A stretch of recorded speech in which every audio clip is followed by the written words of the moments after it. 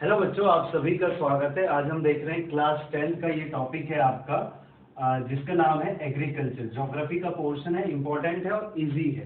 ठीक है, तो बिल्कुल डिटेल में आपको बताऊंगा। आपको इस तरह से बताऊंगा कि आपका एक नोट्स भी अच्छे से तैयार हो जाएगा और कम से कम आप इतना भी पढ़ के जाओगे तो मैं गारंटी लेता हूँ एग्जाम में एग्रीकल्चर से आया हुआ एक भी क्वेश्चन आपका नहीं छूटेगा। ठीक है जी, एक भी क्वेश्चन आपका एग्रीकल्चर से नहीं छूटेगा। तो चलिए शुरू करते हैं। सबसे पहले देखो क्या होता है कि transformation from plant to finish products involve 3 types of economy. Economy में आप 3 टाइप्स पढ़ते हो। किस बेसिस पे बनाया जाता है? प्लांट से फिनिश प्रोडक्ट के बीच में। ठीक है, कि कोई प्लांट है, वहां से जो फिनिश, जैसे कॉटन है, आपका कॉटन का प्लांट है, वहां से जब आपके कपड़े, जैसे मैंने ये टी शर्ट पहनी हुई है, तो यहाँ तक फिनिश प्रोडक्ट तक, ये एक्चुअली फिनिश प्रोडक्ट होगा। कॉटन का बना है तो कॉटन क्या है आपका? रॉ मटेरियल हो गया, यानी कि प्लांट से आया हुआ, और फिनिश प्रोडक्ट तक। तो इसको 3 कैटेगरी में हम लोग बांटते हैं। सबसे पहला है हमारा primary activities. Primary activities include all those connected with extraction and production of natural resources. ठीक है, जितने भी है आपकी चीजें नेचुरल रिसोर्सेज का, चाहे आप प्रोड्यूस कर रहे हो या एक्सट्रैक्ट कर रहे हो, वो सब आपका किस में आएगा? प्राइमरी एक्टिविटीज में। जैसे एग्जांपल एग्रीकल्चर, फिशिंग, पोल्ट्री हो गया। ठीक है, अब बच्चे जैसे यहाँ पूछते हैं सर माइनिंग किस में आएगा, तो माइनिंग भी इसी में आता है। क्यों? क्योंकि आपका क्या क्या लिखा हुआ है यहाँ? एक्सट्रैक्शन। माइनिंग का क्या करते हो आप? एक्सट्रैक्ट करते हो। ठीक है जी, तो वो सब भी किस में आएगा आपका? Primary activities. ठीक है, माइनिंग, क्वेरिंग, ये सब किस में आएंगे? प्राइमरी एक्टिविटीज में। दूसरा है आपका secondary activities, concerned with processing of these resources. यहाँ पे जो आपको रिसोर्सेज मिलेगा उसका प्रोसेसिंग करना। ठीक है जी, वो क्या कहलाता है आपका? सेकेंडरी। जैसे मैंने कॉटन की बात करी, अब कॉटन जहाँ पे ये बनेगा, ये टी शर्ट जहाँ पे बनेगी, जिस फैक्ट्री में बनेगी, वो किस में आएगा आपका? सेकेंडरी एक्टिविटीज में। ठीक है, तो जितने भी आपके मैन्युफैक्चरिंग इंडस्ट्रीज हैं वो किस में आ जाएंगे? आपके सेकेंडरी एक्टिविटीज में। तो यहाँ एग्जांपल भी है, जैसे manufacturing of steel, baking of bread, weaving of cloth, ये सब किस में आ जाएगा? ये सब आपका आ जाएगा सेकेंडरी एक्टिविटीज में। टर्सरी एक्टिविटीज क्या करता है? प्राइमरी और सेकेंडरी सेक्टर को सपोर्ट करता है। Provide support the primary and secondary activities through services. ठीक है, सर्विसेज के थ्रू क्या करता है? इनको सपोर्ट करता है। जैसे कि आपका ट्रांसपोर्टेशन हो गया, ट्रेड हो गया, बैंकिंग हो गया, इंश्योरेंस हो गया। टीचिंग की जगह पे एजुकेशन लिख लो, ये ज्यादा अच्छा लगता है। एजुकेशन। ठीक है, एजुकेशन जो क्या करता है? इन दोनों को सपोर्ट करता है। जैसे एजुकेशन की बात करें तो फार्मर्स को किस तरह से एग्रीकल्चर करना चाहिए, किस तरह से उनका प्रोडक्टिविटी बढ़ेगा, मैन्युफैक्चरिंग किस तरह से होना चाहिए, तो इस सब के लिए आपको क्या चाहिए? एजुकेशन, यानी कि नॉलेज चाहिए। उसके बाद ट्रांसपोर्ट हो गया, जैसे कि मैन्युफैक्चरिंग प्रोडक्ट को एक जगह से दूसरी जगह भेजने के लिए। बैंकिंग हो गया, फाइनेंस प्रोवाइड करने के लिए। तो ये किस में आ जाता है? आपका टर्सरी सेक्टर में। ठीक है जी, तो ये टर्सरी सेक्टर का एग्जाम्पल हो गया। अब देखो यहाँ पे आपका है एग्रीकल्चर। एग्रीकल्चर जो है एक लातिन भी बोला जाता है इसको, एक्चुअली लैटिन वर्ड किससे आया हुआ? एगर या एग्री से, जिसका मतलब होता है लैंड या फिर सॉइल से रिलेटेड। मोस्टली इसका नाम होता है सॉइल से, मीन है सॉइल या लैंड, आप कुछ भी कह सकते हो, एगर या एग्री। और कल्चर जिसका मतलब होता है कल्टीवेशन। तो इन 2 वर्ड से मिलके बना हुआ है आपका एग्रीकल्चर। ठीक है जी, इन 2 वर्ड से बन के हुआ है आपका एग्रीकल्चर। अगर का मतलब हो गया लैंड या सॉइल, और कल्चर का मतलब हो गया कल्टीवेशन। तो एग्रीकल्चर का अगर डेफिनेशन आपको बताऊं तो डेफिनेशन बड़ा अच्छा सा है इसका, बड़ा इजी सा है। The science and art of cultivation on the soil, raising crops and rearing livestock, it is also known as farming. अगर आपको कभी एग्रीकल्चर का क्या पूछ ले, डेफिनेशन पूछ ले, तो आप ये डेफिनेशन से बता सकते हो कि एक आर्ट है, साइंस है। ये भी आप फार्मिंग भी एक तरह का साइंस है, जिसमें हम सॉइल को क्या करते हैं? सॉइल की हेल्प से क्रॉप्स ग्रो करते हैं और लाइव स्टॉक रेज करते हैं वहां पे। ठीक है जी, अब सुनो, अब अगर आप बात करोगे कि एग्रीकल्चर ये हो गया, कुछ और भी आपके फेमस नाम आते हैं यहाँ पे, जैसे एक एग्री प्लस कल्चर, एग्रीकल्चर हो गया। सेरी प्लस कल्चर आपका सेरीकल्चर होता है। ठीक है, सिल्क वॉर्म वगैरह का जो प्रोडक्शन होता है वो क्या कहलाता है? आपका सेरीकल्चर। पिसीकल्चर, पिसीकल्चर मतलब ब्रीडिंग ऑफ फिश से होती है, कि एक क्लोज टैंक में या पॉन्ड वगैरह में आप क्या करते हो? फिश को ब्रीड करके फिश ब्रीडिंग करते हो, तो वो आपका पिसीकल्चर कहलाता है। विटीकल्चर आपका होता है ग्रेप्स प्रोडक्शन से। और हॉर्टिकल्चर हो गया, जैसे फ्रूट्स हो गए आपके, वेजिटेबल्स हो गए, फ्लावर्स हो गए, उनका जो कल्टीवेशन होता है वो क्या कहलाता है? आपका हॉर्टिकल्चर कहलाता है। अब सुनो, ये जो फार्म सिस्टम है हमारा, इस फार्म सिस्टम में आपकी 3 चीजें होती है। सबसे पहले हम इनपुट डालेंगे, उसका प्रोसेस होगा और फिर आउटपुट आएगा। तो इनपुट क्या क्या हो गया, जैसे मशीनरी हो गई, सीड्स हो गए, केमिकल्स, केमिकल्स में आप फर्टिलाइजर्स बोल सकते हो, मैन्योर भी बोल सकते हो। मैन्योर केमिकल्स नहीं होता, पर मैन्योर भी आपका क्या होता है, इनपुट होता है। उसके बाद इंसेक्टिसाइड्स हो गए, विडिसाइड्स हो गए, ये सब क्या हो जाएगा आपका इनपुट।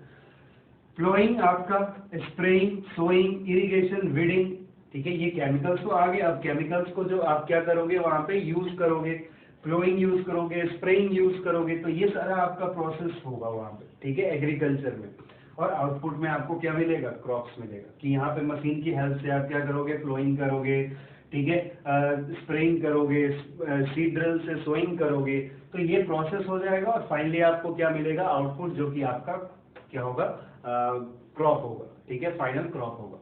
अब यहाँ पे 2 और चीजें आती है आपकी, जो है ह्यूमन कैपिटल और फिजिकल, ह्यूमन इनपुट और फिजिकल इनपुट। कुछ चीजें ह्यूमन इनपुट होती है और कुछ चीजें फिजिकल इनपुट होती है, जो आपका एग्रीकल्चर में यूज होता है। जैसे कि इस चीजों को स्टोर करना, लेबर हो गया, मशीन हो गया, केमिकल्स हो गए, ये कौन देगा, ये ह्यूमन इनपुट है, ठीक है। नेचर ने हमें ये नई चीजें दी है, ये चीजें कौन लेके आया, ह्यूमन लेके आया। और जो चीजें नेचर ने दी है वो फिजिकल इनपुट हो गया, जैसे सनशाइन हो गया, टेम्परेचर हो गया, सॉइल हो गया, स्लोप हो गया, रेनफॉल हो गया, ये सब कौन दे रहा है आपको, नेचर दे रहा है। तो ये आपके फिजिकल इनपुट हो गए जो आपको चाहिए क्रॉप्स के लिए। और ह्यूमन इनपुट की हेल्प से क्या कर सकते हो, आपका क्रॉप प्रोडक्शन, या फिर आप बोल सकते हो कि जो एग्रीकल्चर है वो बहुत ही अच्छे तरीके से आप कर सकते हो। तो ह्यूमन इनपुट आपका हो गया, जैसे कि भाई आपकी फसल तैयार होगी, क्रॉप प्रिपेयर होगी, उसको स्टोर करना है, या फिर मशीनरी का यूज करना है, मशीनरी बनाना है, लेबर हो गया, केमिकल्स, तो वो सब कौन काम करता है, ये सब ह्यूमन का है। और ये हमें नेचर ने दिया है, तो नेचर की भी चीजें हमें क्या चाहिए, अब एडिक्वेट टेम्परेचर रहा, अच्छी सॉइल रहा, तो हर एक सॉइल में आपका क्या होता है, अलग अलग आपके क्रॉप्स ग्रो होते हैं, ठीक है जी, अलग अलग आपके क्रॉप्स ग्रो होते हैं। तो ये क्या हो गया, ह्यूमन और फिजिकल इनपुट। तो एक बार आप पहले इतना नोट कर लीजिए, फिर हम आगे बढ़ते हैं। Pause the video to note it. चलिए अब हम देखते हैं टाइप्स ऑफ फार्मिंग। तो टाइप्स ऑफ फार्मिंग में 2 पार्ट में इसको बांटा जाता है, एक होता है आपका सब्सिस्टेंस और एक होता है आपका कॉमर्शियल फार्मिंग। तो सब्सिस्टेंस मतलब लो लेवल पे अगर आप कोई फार्मिंग कर रहे हो तो वो आपका सब्सिस्टेंस फार्मिंग होता है। मेनली जो किया जाता है, अगर आप लो लेवल पे कर रहे हो तो आपका दिस है farming mainly for the needs of farmers family. Low level technology use किया जाता है, जैसे गांव में हल वैल होते हैं उसका यूज किया जाता है। मेनली हाउस होल्ड लेबर, सारी यूज, जो घर के लोग होते हैं वो आपस में क्या करते हैं, उसका जो खेती बाड़ी का काम होता है वो संभाल लेते हैं आपस में, ठीक है। क्योंकि यहाँ पे सिंपली मेन क्या होता है, यहाँ पे हमें कॉमर्शियलाइज नहीं करना। दूसरा intensive subsistence farming, cultivation in A small plot of land. लेकिन यहाँ पे क्या होता है, आपके सिंपल टूल्स आपके यूज किए जाते हैं, लेबर्स ज्यादा यूज किए जाते हैं। मोस्टली आपका लगभग एक ही क्रॉप या फिर 2 क्रॉप जो हैं वो ग्रो किए जाते हैं एनुअली। ये मोस्टली डिपेंड होते हैं आपके लोकल क्लाइमेट पे। और यहाँ पे जो मेजर क्रॉप्स है आपका राइस है, व्हीट है, मेज है, पल्सेज है, जनरली ये सब क्या किए जाते हैं, आपके कल्टीवेट किए जाते हैं, ठीक है जी। जब इंटेंसिव को ही आप लार्ज स्केल पे करते हो तो वही आपका धीरे धीरे कॉमर्शियलाइज होने लगता है, ठीक है। इंटेंसिवली जैसे कि मॉडर्न टाइप चीजों को अगर आप हाई लेवल पे यूज करने लगते हो तो वो क्या बन जाता है, आपका कॉमर्शियल फार्मिंग। तो इसी में क्या है, ये सब्सिस्टेंस का ही पार्ट है आपका इंटेंसिव, जहाँ पे यहाँ पे तो बिल्कुल आपका क्या कर रहे हो, लो टेक्नोलॉजी, यहाँ पे छोटे मोटे सिंपल टूल्स यूज कर लिए, थोड़े से लेबर ज्यादा यूज कर लिए। और इसमें यहाँ पे भी मोस्टली जो होता है वो फीडिंग के लिए ही हो जाता है। कुछ जो फार्मर्स होते हैं उनकी फैमिली के लिए थोड़ा बहुत जो सरप्लस होता है ये लोग वहाँ पे सेल कर लेते हैं, लेकिन यहाँ पे लार्ज स्केल पे जो आप अगर कहोगे सरप्लस तो वो नहीं मिलता है। अब ये जो शिफ्टिंग है आपका प्रिमिटिव सब्सिस्टेंस फार्मिंग, इसको क्या किया जाता है, 2 पार्ट में बांटा जाता है। एक होता है आपका शिफ्टिंग और एक होता है नोमैडिक। तो आप यहाँ पे नोट कर लीजिए, तब तक मैं आपको फिर इससे आगे बताऊंगा। चलिए, जैसे अभी हमने बात की थी शिफ्टिंग और झूम कल्टीवेशन और नोमैडिक हार्डिंग की, तो उसके बारे में आपसे बात करता हूँ। देखिए, ये प्रैक्टिस किया जाता है ओनली नॉर्मली उस एरिया में जहाँ फॉरेस्ट जो है, फॉरेस्ट कवरेज जो है वो काफी आपका ठीक है। जैसे कि अमेजन बेसिन हो गया, ट्रॉपिकल जो अफ्रीका का ट्रॉपिकल वाला अफ्रीका है वो रीजन हो गया, साउथर्न एशिया हो गया, नॉर्थ ईस्ट इंडिया हो गया, वहां पे नॉर्मली ये प्रैक्टिस किया जाता है। ये जितने भी होते हैं आपके, these are heavy rainfall and quick regeneration of vegetation, ठीक है। यहाँ पे क्या होता है, काफी रेनफॉल होता है और बहुत ही जल्दी क्या होता है, आपके फॉरेस्ट जो है या वेजिटेशन जो है वो क्या करता है, ग्रो करता है। इसमें क्या किया जाता है, एक प्लॉट ऑफ लैंड को क्लियर किया जाता है by felling trees and burning them, यानी कि जो उतना भी एरिया है उसमें ट्रीज को कट करके हटा दिया जाता है, उसको जला दिया जाता है। उसके बाद जो एसेंस होते हैं उसको सॉइल में मिला दिया जाता है। मोस्टली मेज, यार्न, पोटैटो ये सब कल्टीवेट किया जाता है, ठीक है जी। कई जगह आपका व्हीट, राइस भी किया जाता है, पर मोस्टली ये सब किया जाता है यहाँ पे कल्टीवेट। जब एक बार सॉइल की फर्टिलिटी क्या हो जाती है, खत्म हो जाती है, तो उस जगह को छोड़ के फिर एक नया प्लॉट यानी कि एक नई जगह क्या की जाती है, क्लियर की जाती है। जैसे कि इसमें क्या करते हैं ना, कंटिन्यूअसली 2-3 साल तक यहाँ पे क्रॉप जो है वो ग्रो करते गए कंटिन्यूअसली आपका। इसके बाद क्या होता है, सॉइल का जो फर्टिलिटी है वो धीरे धीरे खत्म होगी। जब खत्म होगी तो वहाँ प्रोडक्शन होगा नहीं उतना, तो फिर वो क्या करते हैं, उस जगह को छोड़ के किसी और जगह, दूसरी जगह पर फॉरेस्ट क्लियर करने चले जाते हैं। इसलिए इसको स्लैश एंड बर्न भी करते हैं, क्योंकि यहाँ पे क्या किया जाता है, काट के जला दिया जाता है, इसलिए यहाँ पे स्लैश एंड बर्न भी कहा जाता है। अलग अलग रीजन में इसका अलग नाम है, जैसे मिल्पा कहा जाता है मैक्सिको में, कोनोको कहा जाता है वेनेजुला में, रोका ब्राजील में, बेवार मध्य प्रदेश में, पोर्टू आंध्र प्रदेश में, पामा डाबी कहा जाता है उड़ीसा में, और भी कुछ नेम है आपके बुक में, तो आप वहाँ पे भी चेक कर सकते हो, ठीक है जी। स्लैश एंड बर्न या शिफ्टिंग कल्टीवेशन या झूम कल्टीवेशन जो है, झूम कल्टीवेशन आसाम वगैरह में बोला जाता है, ये जो है अभी गवर्नमेंट जो है इसके बिल्कुल अगेंस्ट हो चुकी है, क्योंकि इससे फॉरेस्ट एरिया जो है वो क्या हो रहा है, काफी डैमेज हो रहा है।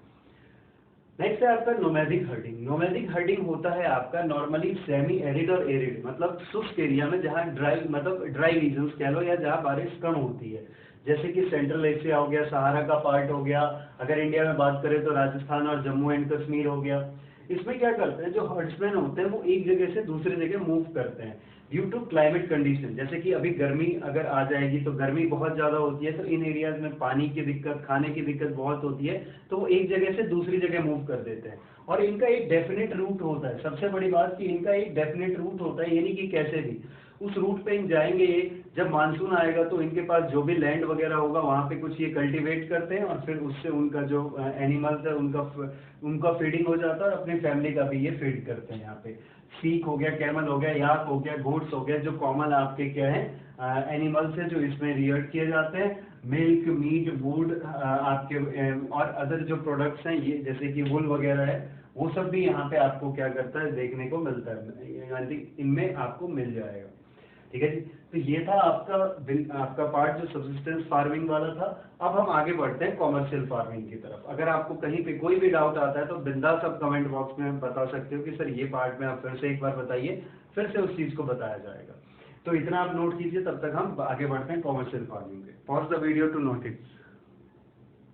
थर्ड जो है हमारा, मतलब जो सेकंड पार्ट है, एक हमने सब्सिस्टेंस देखा था और हम देख रहे हैं कॉमर्शियल फार्मिंग। कमर्शियल फार्मिंग क्या होता है, वो फार्मिंग जहाँ पे मेन मकसद होता है हमारा कि प्रॉफिट अर्न करना, ठीक है जी। यहाँ पे मेन मकसद होता है प्रॉफिट अर्न करना, फीडिंग कम होता है यहाँ पे। तो in this type of farming crops are grown and animals are reared for sale in market. जैसे कि मैंने बताया कि मेन मकसद यहाँ पे क्या होता है, सेल करना, जिससे कि पैसे कमाए जा सके। कल्टीवेशन एरिया ज्यादा होता है, कैपिटल इन्वेस्टमेंट भी बहुत ज्यादा होता है, कि बहुत लार्ज स्केल पे कल्टीवेट किया जाता है, और कैपिटल इन्वेस्टमेंट जो होता है वो भी यहाँ पे काफी होता है। Most works are done by machine, ठीक है। यहाँ पे लेबर का तो होता ही है, लेकिन ज्यादातर जो है वो मशीन के थ्रू यूज किया जाता है, ठीक है। बड़े बड़े आपके ट्रैक्टर्स, बड़े बड़े सीड ड्रिल, इवन ड्रोन से आप वहाँ पे क्या किया जाता है, आपका पेस्टिसाइड, विडिसाइड्स फैलाए जाते हैं, ड्रोन से आपका फर्टिलाइजर जो है वो स्प्रिंकल किया जाता है। मेजर एरिया अगर बात करें कहाँ कहाँ पे होता है, तो temperate grassland of north America, क्योंकि इस एरिया में बारिश बहुत अच्छी होती है। यूरोप में और एशिया में भी देखने को मिलता है, ठीक है जी। इवन इंडिया में आपका हालांकि लार्ज लेवल पे अगर कहो कॉमर्शियल फार्मिंग तो बहुत कम देखने को मिलता है, पर पंजाब और हरियाणा के कुछ रीजन है जहाँ पे आपको इस तरह की चीजें देखने को मिल जाएगी। व्हीट एंड मेज जो है वो यहाँ पे कॉमनली ग्रो किया जाता है। मेनली जो इसमें ग्रो किया जाता है वो आपका व्हीट एंड मेज है। इसी का टाइप होता है आपका मिक्स्ड फार्मिंग। कॉमर्शियल का ही दो पार्ट और होते हैं, मिक्स एंड प्लांटेशन। तो मिक्स्ड फार्मिंग में क्या हो गया, यहाँ पे आपका क्रॉप और एनिमल दोनों की बात की जाती है, यानी प्लांट और एनिमल दोनों की अगर आप बात करोगे तो वो क्या कहलाएगा आपका mixed farming. Use for growing food and fodder crops and rearing live stock. तो यहाँ पे अगर जैसे कि आपका फिशिंग हो गया, ठीक है, फिशिंग इसमें इंक्लूड हो गया, पोल्ट्री इंक्लूड हो गया, तो वो आपका क्या कहलाता है, मिक्स्ड फार्मिंग कहलाता है। थर्ड है आपका प्लांटेशन। प्लांटेशन क्या होता है कि सिंगल क्रॉप ग्रो किए जाते हैं large scale. Single crop of T, coffee, sugar cane, cashew, rubber, banana, bamboo, ठीक है, एक्सेट्रा जो है वो यहाँ पे ग्रो किए जाते हैं, ठीक है, मेजर। अब जैसे एक क्वेश्चन पूछा जाता है यहाँ पे, क्या राइस जो है वो प्लांटेशन क्रॉप है? ये एमसीक्यू में बहुत पूछा जाता है, ठीक है, which one is not, which of the following is not plantation crop, या फिर ट्रू फॉल्स में पूछ लेगा, is rice is a plantation crop, true और फॉल्स। तो ये बिल्कुल फॉल्स होता है। क्यों ना होता है, मैं बताता हूँ इसका रीजन, कि प्लांटेशन जो होता है वो चीजें हैं जहाँ पे आप क्या हो कि लार्ज स्केल पे, आप पहली बात तो लार्ज स्केल पे कर रहे हो, दूसरा यहाँ पे ट्रीज होने चाहिए, ट्रीज होनी चाहिए, और तीसरा जहाँ पे आप कई बार आप उसका यूज भी कर सको। जैसे अगर मैं बात करूं कि जैसे मैंगो हो गया, ठीक है, आम की पौधे हो गए, आम की जो बहुत बड़े बड़े ट्रीज होते हैं, लार्ज स्केल पे यूज किया जाता है, वहाँ पे हर साल आम देता है, तो इस तरह से आप बोल सकते हो। जैसे टी में भी होता है, लीव्स आते रहते हैं, फिर उसको तोड़ के फिर अलग करते हैं, फिर नए लीव्स आते हैं, फिर उसको तोड़ के हम अलग कर देते हैं, उसका यूज कर लेते हैं, तो ये कंटिन्यूअसली है। जबकि राइस वगैरह में क्या होता है, एक बार पूरा काट दिया जाता है, तो वो चीज यहाँ पे नहीं होती है। यहाँ पे क्या होता है प्लांटेशन में, कि आपने जो ट्री ग्रो किया उसका आप कंटिन्यूअसली यूज करो, 2 साल, 3 साल, 4 साल, 5 साल, 10 साल, इस तरह से भी। जैसे कि मैंगोज का एग्जांपल दिया, कुछ आपके कम ड्यूरेशन के होते हैं, कुछ काफी लार्ज ड्यूरेशन के होते हैं। Large amount of labour and capital required. दूसरी बात कि बड़े स्केल पे इसके लिए आपको क्या चाहिए, लेबर और कैपिटल रिक्वायर्ड चाहिए, क्योंकि छोटे लेवल पे ये चीजें होती नहीं है, बहुत ही बड़े लेवल पे होता है, काफी लार्ज एरिया होता है, इसलिए लार्ज अमाउंट पे आपको कैपिटल भी चाहिए, लेबर, दोनों पे आपको इन्वेस्टमेंट करना पड़ेगा। मेजर जो प्लांटेशन है वो फाउंड होते हैं आपके ट्रॉपिकल रीजन में। फिर से वही बात, ट्रॉपिकल रीजन काफी अच्छा, ट्रॉपिकल और टेम्परेट दोनों कह सकते हो, ठीक है, उस एरिया में जहाँ पे अच्छी खासी रेनफॉल आपको देखने को मिले। जैसे कि रबर आपका फेमस है, रबर प्लांटेशन मलेशिया में, कॉफी है आपका, कॉफी है आपका जहाँ ब्राजील में फेमस है, और आपका टी प्लांटेशन इंडिया का काफी फेमस है, ठीक है, टी आपका दार्जिलिंग हो गया, आसाम रीजन्स हो गए, वहाँ पे टी का जो प्लांटेशन है वो इंडिया में बहुत ज्यादा फेमस है। तो ये तो जो पार्ट था आपका वो सारा था टाइप्स ऑफ, मतलब क्रॉप्स के टाइप पे। इसमें एक छोटा सा पार्ट रह गया है, उसको भी डिस्कस कर लेते हैं चलते चलते। तो pause the video to note it down. Last जो हमारा रह गया वो है आपका क्रॉपिंग पैटर्न। तो 3 तरह से हमारा जो क्रॉपिंग पैटर्न है according to weather of India, 3 part में इसको हमने क्या किया है, बांटा है। सबसे पहला आता है आपका खरीफ, राबी और जायद क्रॉप्स। देखो होता क्या है, जो आपका मानसून सीजन है, खरीफ क्रॉप को मानसून भी बोला जाता है, मानसून फार्मिंग, मानसून क्रॉप्स बोल दो। राबी को बोला जाता है विंटर क्रॉप्स, और जायद को बोला जाता है समर क्रॉप्स, ठीक है, इसको बोल दिया जाता है समर क्रॉप्स। तो खरीफ क्रॉप्स वो क्रॉप्स हैं जैसे कि आपका पैडी, कॉटन, मीट, ज्वार, बाजरा, जूट, ठीक है, जो कि आपके मानसून के सीजन में सो किए जाते हैं, ठीक है। मानसून के सीजन जो इंडिया में नॉर्मली जून जुलाई में सो किए जाते हैं, और अक्टूबर नवंबर में क्या किया जाता है, इसको हार्वेस्ट कर दिया जाता है। इसमें इनको सोन किया जाता है और यहाँ पे इसको हार्वेस्ट कर दिया जाता है, ठीक है। खरीफ के क्रॉप्स हैं उसके लिए आपको हॉट एंड ह्यूमिड कंडीशन चाहिए। कैसा कंडीशन चाहिए, हॉट एंड ह्यूमिड, और ये दोनों ही आपको मानसून सीजन में देखने को मिलता है, heavy rainfall, hot and humid condition. दूसरा विंटर क्रॉप्स है, सर्दियों में होता है, तो इसमें आपका नॉर्मली देखा जाता है कि अक्टूबर नवंबर से इसको क्या करते हैं, हम सोन करना शुरू करते हैं, और मार्च अप्रैल तक ये क्या किया जाता है, हार्वेस्ट कर लिया जाता है, ठीक है। मीडियम रेनफॉल चाहिए इसके लिए, बहुत ज्यादा रेनफॉल की जरूरत नहीं होती है। राबी क्रॉप्स में बहुत ज्यादा रेनफॉल की जरूरत नहीं है आपको, और टेम्परेचर जो है वो लो चाहिए, इसलिए राबी क्रॉप्स ज्यादातर आपको इंडिया में, नॉर्थ इंडिया में देखने को मिलेगा। और खरीफ क्रॉप्स उन एरिया में जहाँ हैवी रेनफॉल होता है, जैसे कि अगर बात करें वेस्ट बंगाल हो गया, उड़ीसा हो गया, वेस्टर्न गुजरात हो गया, आपका नॉर्थन महाराष्ट्र हो गया, उसके बाद अगर बात करें केरला रीजन, तमिलनाडु के रीजन, इनमें आपको ये ज्यादातर देखने को मिलता है। उसके बाद आपका, और हाँ साथ साथ आप बोल सकते हो नॉर्थ ईस्ट इंडिया भी बोल सकते हो। मेजर जो क्रॉप्स हैं आपके व्हीट, बार्ले हो गया, पीज हो गया, ग्राम हो गया, मस्टर्ड हो गया, ये सब यहाँ पे ग्रो किए जाते हैं। तीसरा आता है जायद क्रॉप। देखो मार्च अप्रैल में, लेटेस्ट अप्रैल तक क्या किया जाता है, इसको कट कर दिया जाता है, ठीक है, अप्रैल के मोस्टली मिड अप्रैल या फर्स्ट वीक ऑफ अप्रैल में। और जो आपका खरीफ क्रॉप है वो आपका जून में, ठीक है। Last week of June mostly क्या किया जाता है, क्योंकि पूरे अगर आप इंडिया में बात करोगे तो 15 जून के बाद ही अच्छी खासी जो है वो बारिश देखने को मिलती है। वैसे केरला के रीजन में तो आपका मई एंड तक ही शुरू हो जाता है, फर्स्ट मतलब मई एंड कह लो या फर्स्ट वीक ऑफ जून में स्टार्ट हो जाता है मानसून। लेकिन अगर मेजर देखा जाए तो पूरे इंडिया तक जाते जाते वो लास्ट जून हो ही जाता है, और कई जगह तो आपका फर्स्ट वीक सेकेंड वीक तक पहुंचता है। तो आप ये कह सकते हो, जैसे मान लो कहीं पे अगर आपने मार्च में कट किया, ठीक है, अगर आपने मार्च में कट कर लिया और जून में कर रहे हो आप, तो यहाँ पे आपको क्या मिलेगा, अप्रोक्सीमेटली अप्रैल और मई का महीना मिलता है आपको, अप्रैल 2 और मई का महीना मिलता है, इवन जून का भी लास्ट तक होगा वो। ठीक है। तो जून, ये जो महीने हैं इसमें आपका जो फील्ड है वो क्या रहता है, ब्लैंक रहता है, मतलब खाली रहता है, ब्लैंक कह रहा हूँ, खाली रहता है। तो उसमें क्या होता है आपका, आप छोटे छोटे जैसे वेजिटेबल्स हो गए, या फिर समर में जैसे कि आपका वाटरमेलन हो गया, मस्क मेलन हो गया, कुकुम्बर हो गया, वेजिटेबल्स हो गया, ये सब यहाँ पे क्या कर दिए जाते हैं, ग्रो कर दिए जाते हैं।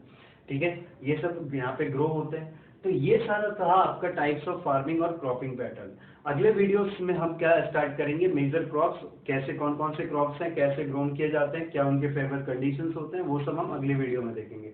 तब तक के लिए धन्यवाद, शुक्रिया, और अच्छे से रहिए, सुरक्षित रहिए। अगर अच्छा लगा तो लाइक कीजिए, कुछ अच्छा नहीं लगा तो आप कमेंट बॉक्स में भी बता सकते हैं कि सर ये चीज़ आपकी अच्छी नहीं लगी, तो हम उसको और अच्छे से इम्प्रूव करेंगे। ठीक है जी। अच्छा लगा तो दोस्तों के साथ शेयर कीजिएगा, सब्सक्राइब कर लीजिएगा, बेल आइकन बजा दीजिएगा ताकि और अच्छे वीडियोस आपके लिए लेके आए। तब तक के लिए धन्यवाद, शुक्रिया, शुभ रात्रि। रात में वीडियो बना रहा हूँ।